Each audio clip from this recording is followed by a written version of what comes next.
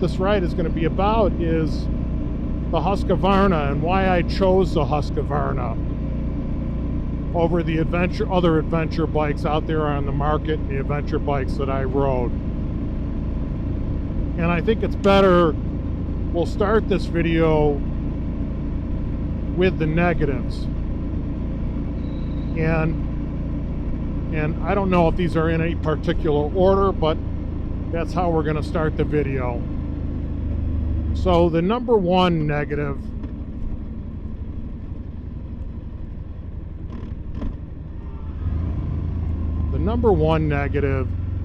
is the and there's not a lot. There's no regrets in purchasing the bike. I often get accused of not doing critical reviews, so I'm going to try to be a little more detailed in this review now that I own the bike. And I knew this before I bought it, so there's no surprises to me. Number one issue is the foot pegs. For me, on this bike, the seating positions, the foot pegs are high. And I think they are for most riders. Ian from Big Rock Motos done a review on a Norden. You know, he had the standard Norden, and he put aftermarket foot pegs on his bike. I can't remember, and so did Dork in the Road. I can't remember what foot pegs he put on. I know Dork in the Road put Finesse foot pegs on. That's probably what I'm going to do. They're bigger, wider foot peg, and it's an American company, and I want to support them. So foot pegs number one. Brake hold. At my Ducati and Harley Davidsons, God, what a beautiful day. My God. Both Ducati and Harley Davidson, I'm sure other brands have brake hold.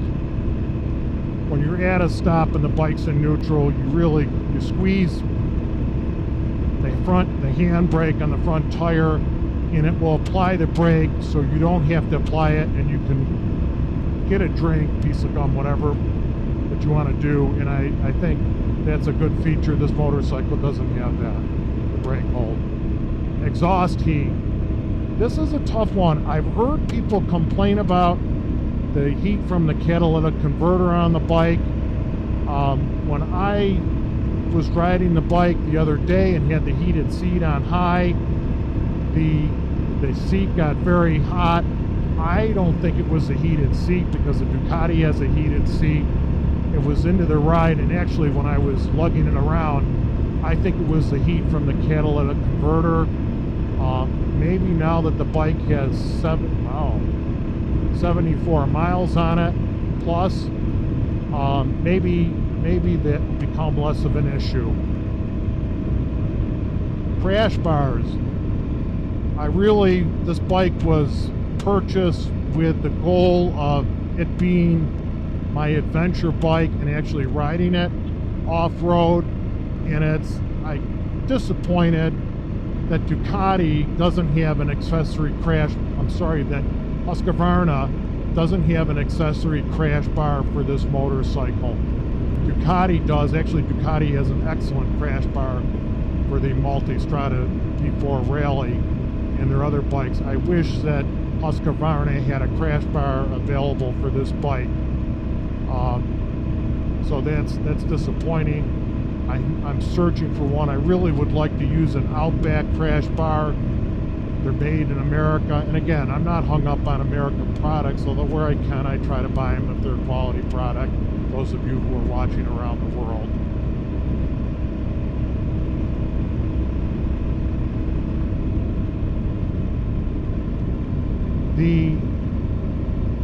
After the crash bars, panniers, this is a plus and a negative. One, hats off to Husqvarna for having panniers on this bike. That they're available. It's very smart. It's nice. I picked up the bike. I had it delivered, actually. I had the bike delivered, and I could go right in and didn't have to use a backpack. I had the panniers that I could start putting some things that I brought along, my checkbook and so on, when I took delivery. And the panniers was nice to have, but then again, they're not the most rugged panniers. I don't want to say they're cheap. That was a bad. Don't I do the same freaking thing on the Ducati? I'm weak ankled. So the panniers are a negative, but then they're also a positive. This is a reach, guys. You want me to be critical. Number one reason why I chose this bike over some other brands like Suzuki and Honda was cruise control, and the Ducati has adaptive cruise control plus blind spot awareness. I really like that feature. I think cruise control is that's a big negative for me if a bike doesn't have cruise control. I just wish this bike went a little further and had adaptive cruise control. As far as pricing on the bike, I will cover that. I don't think pricing's a negative. I think it's competitively priced for what it has to offer, and I think it's a solid bike. So price is not a negative. Let's go to the positives of the bike. And this is, I'm downshifting with a quick shifter, which frankly is amazingly smooth.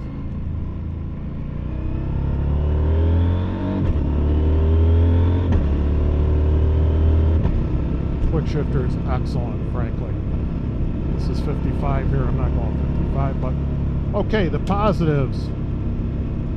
WP suspension, the same suspension that's on the KTM 890 Adventure R, and that is a premium adventure bike suspension. Premium suspension.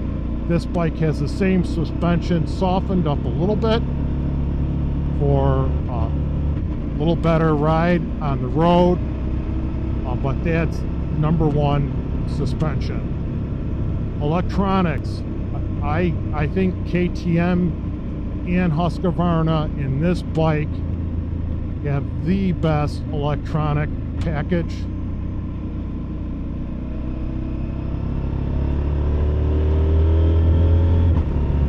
Have the best electronic package. The menu, the integration. I think that DesertX might be tied with Husqvarna on the and KTM on the suspension package. And I'm not sure if the new Norden, sorry, not the Norden, the new Triumph Tiger 900 has a competitive suspension or electronic package like this bike has. Weight. The overall weight is competitive for the market.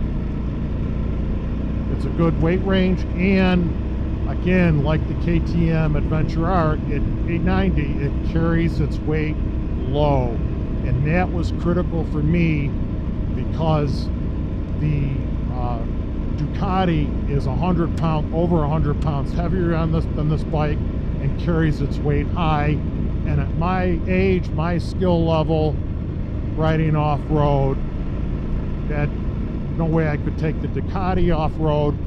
So I wanted to improve my odds with this bike with having something where the suspension or the weight was carried low on the bike.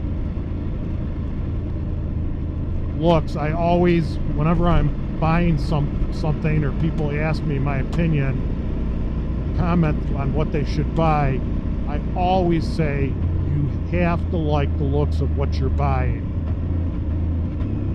You have to like the looks of what you're buying because, boy, with this 21-inch tire, she turns very nicely. So, that screen locked. Let's try to unlock it. Well, let's get by this turn. I have my notes on my phone.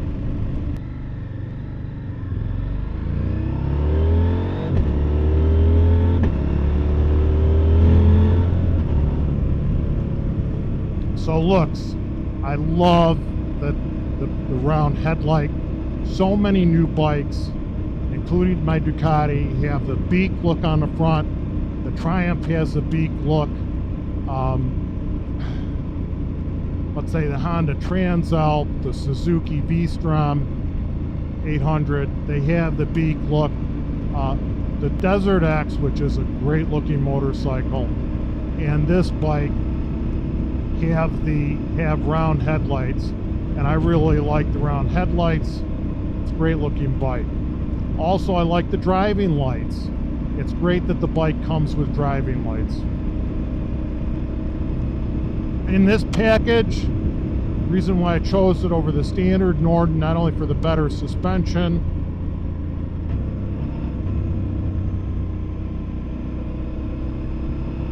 get through this turn, and I'm revving it out a little bit because I often in my videos I regret that I lug a bike around. This bike came with heated grips as standard. It came with a heated seat, which I wanted. This is essentially going to be my winter bike, so it came with those on it. Again, the driving lights, which I think are a must even during the day. I probably don't have them on.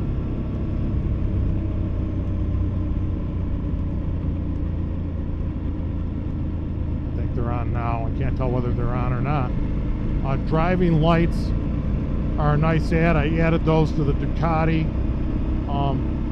Essentially, this bike comes ready to ride off-road.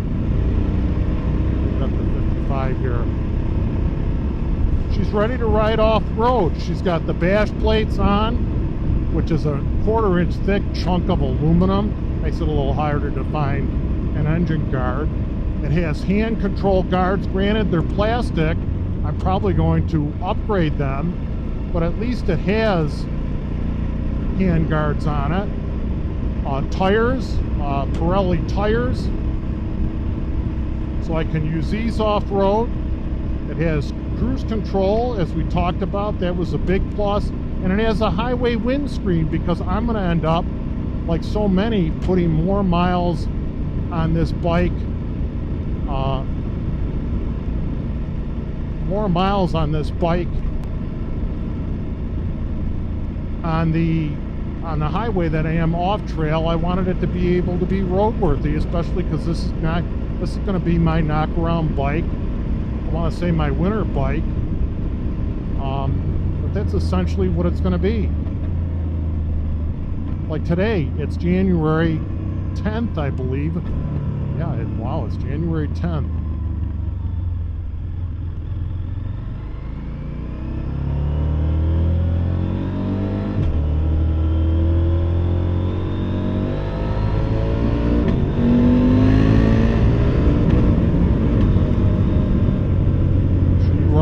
She's a rumble in the jungle bike, boy. And that's the positives. Now, I missed one that was huge for me. Horsepower. In this class, it is second in the highest horsepower. And not that, I'm a big guy, not that I drive excessively fast, and you especially don't need the horsepower off-road. But the horsepower is nice. Is nice to have when you want to goose it a little bit here and there. I got a little bit of front brake on this I'm holding as I go around. Nice turn. It's a nice S-turn. I just shut up.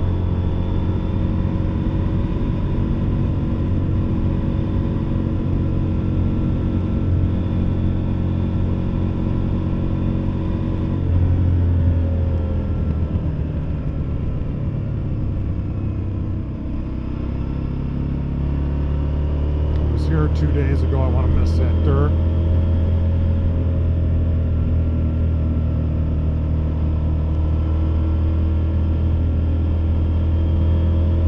Farmer's gonna make a living.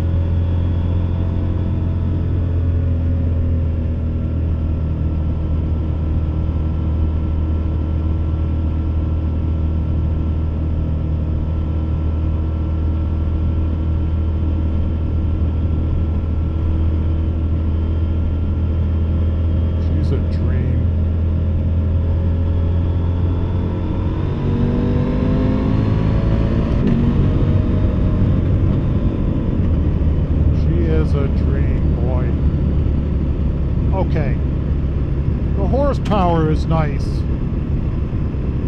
It's nice to have the horsepower, and it's not like this is a new engine. This is now I know what I should add. Some people don't like. They comment when you start it up, the engine's a little clangety when you start it. I get that. I'm not going to say it's not. It doesn't bother me because I think these newer engines, I'll put the Triumph Triple in another category because I don't, that triple sounds pretty smooth. But I think these, I'm going to put the Honda Transalp in another category because that engine sounded very nice. Whatever Honda did with that exhaust, I think they hit it out of the park. Oh my God, guys! This today is unbelievable. What a great ride. So the engine power is great. It's a proven engine. There is some things people have issues with it here or there, but I think it's been around a long time. It's a proven engine and it's powerful. And I did buy a warranty with the bike. So let's discuss the bikes I did not buy. And we'll start off with let's start off with the bikes I rode and I didn't buy. Let's downshift to get through this turn. Boy, this quick shifter downshifting is like butter. Man.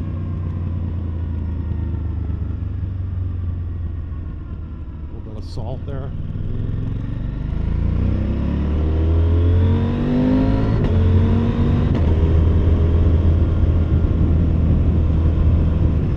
She likes to dance, doesn't she? No speed limit on this road. Smell those cows. Okay, let's start off with the Transalp and the Suzuki V-Strom 800DE. We'll do this V-Strom 800 first. That bike, I had no interest in a Suzuki. After I did the Transalp video, so many people commented to me and made comments that the V-Strom is such a better bike than the Honda Transalp. Better engine, better motorcycle, better off-road, and I don't have any interest in a Suzuki. So I asked my dealer, my KTM dealer, who's also the Husqvarna dealer, hey, can I take that bike for a ride? I'm not interested in it, but let me just ride it. I get it. That's one solid motorcycle. Now, doesn't have the horsepower of the DesertX or the new Triumph or the Husqvarna, but that engine, for what it is peppy. It's a very solid engine.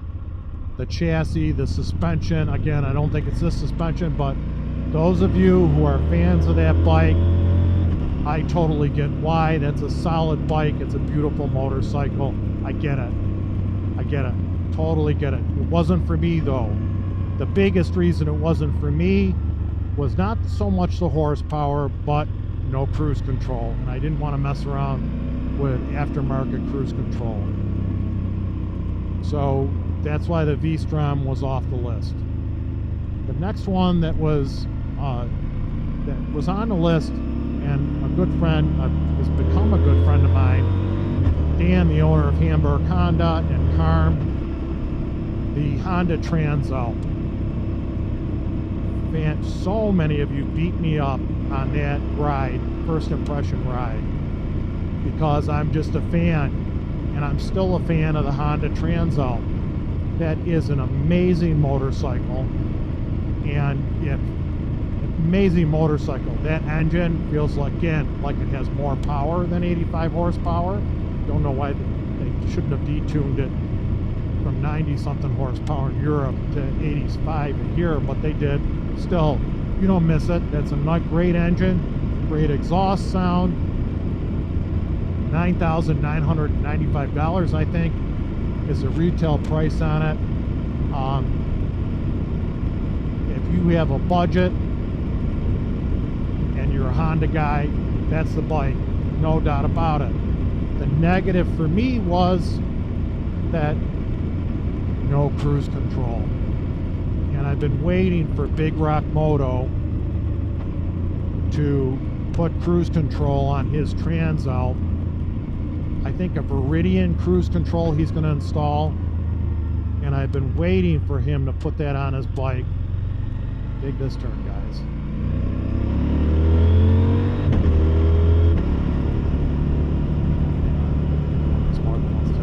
I've been waiting for him to install the Viridian cruise control on his bike, and he hasn't done it yet. So I had no interest in installing an aftermarket cruise control. Also, you do have to buy components, a bash plate for it, panniers, hand guards, mirrors, but you have to do that on all of them. Double take mirrors, you have to do that on all of them.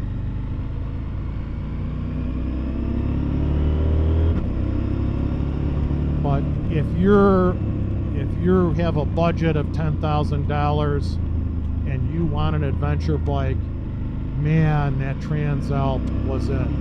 What a motorcycle. It was just amazing. So, and I will buy a motorcycle from Dan and Cam and Rob at Hamburg Honda. I'm really waiting for the redesigned Honda Goldwing, and that redesign, Honda, if you hear me, for one, when you redesign the Goldwing, because now it's not going to be until 2025, maybe, when you redesign it, I will buy the bike if it has adaptive cruise control.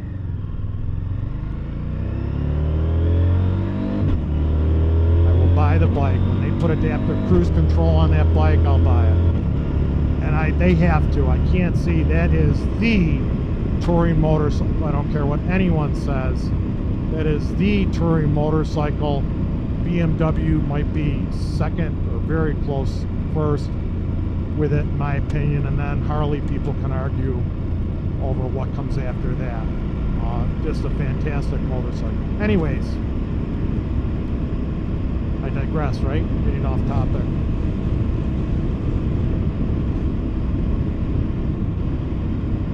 Okay, what's on next on the list? Triumph is an easy one. Triumph Tiger 900. It's not out yet. 2024 is not out yet. I think it's going to have 105 horsepower. That has a great engine. I don't know what the electronics are going to be like on the bike. It's not out and really wasn't a contender, and I didn't push to ride one, although I might ask the dealer if I can ride it and give a review. And she just lifts. She just lifts that front tire.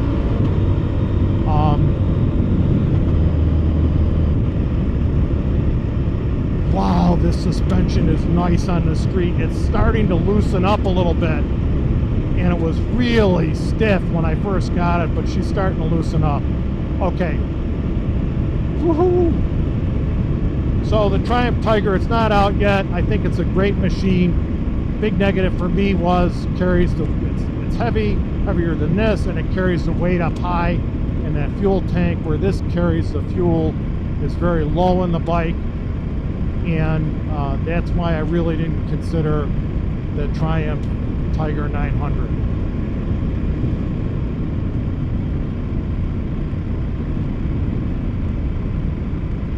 I think I make it right here if I can remember right. Yep, I got it right coming up. Okay, next bike, let's keep going. DesertX. Great motorcycle. Suspension, again, is good. Not as good as this WP suspension. It's a good suspension, but it's not this WP suspension.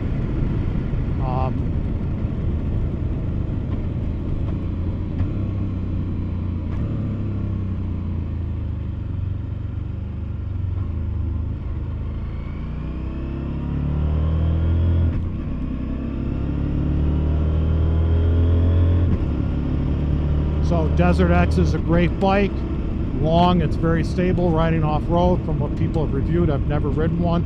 Great engine, the most horsepower in the class. I'm sure the electronics, I was almost hit by a truck here the other day, and I have it on video. I got to release that. Not on this curve, one coming up.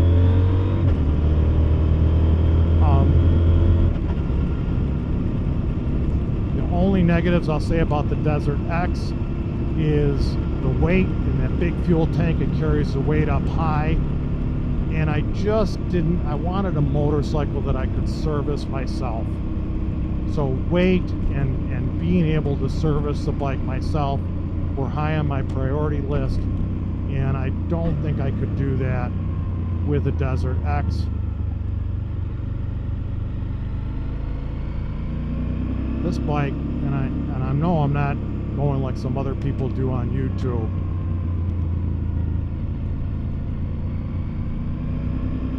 She is a great, as Revzilla would say, daily driver. What a sweetheart. So that's why I didn't go with the DesertX.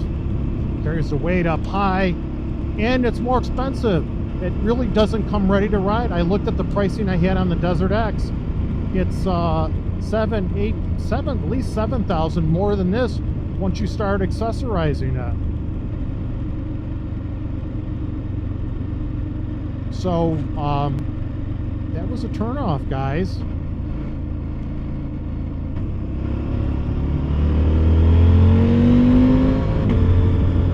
That was a turnoff. A KTM, my favorite. I'm really growing on the brand of KTM, and it's pretty simple. Gotta drop my speed down here. The reason being is they are innovative. They may have some issues with their quality. I have not experienced that on my EXC-F500 Dual Sport. I'm impressed with the quality of the motorcycle. I haven't seen it, but I can see where some might have issues with the quality of that bike.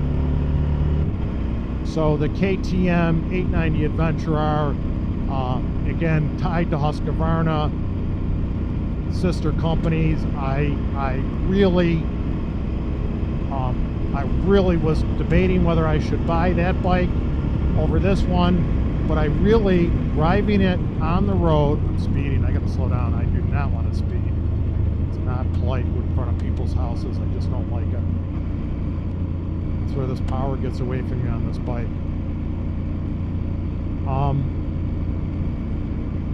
So the KTM 890 Adventure R was probably the closest second to this bike. But again, by the time you add up the panniers, the heated grips were a must. The heated seat, the taller fairing, I got to be able to ride it comfortably. Maybe even travel with it. When you start adding those things up, it was more expensive than this bike, and I like the look. Excuse me. I love the looks of this bike. I just like the looks of this bike better. So that's why I didn't go with the Adventure R, KTM 890 Adventure R. Great company. I love companies, and Ducati fits this bill with me. I love companies that come out with new design rapidly. They're just on the move. They just continue to make upgrades on their bikes, and I really like companies that do that, and KTM and Ducati are those companies that do that, and I really like that. I'm going to pull over here in this driveway.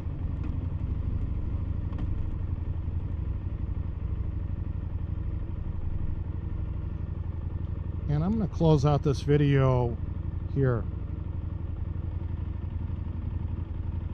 I'm going to close out this video here, guys. And I'm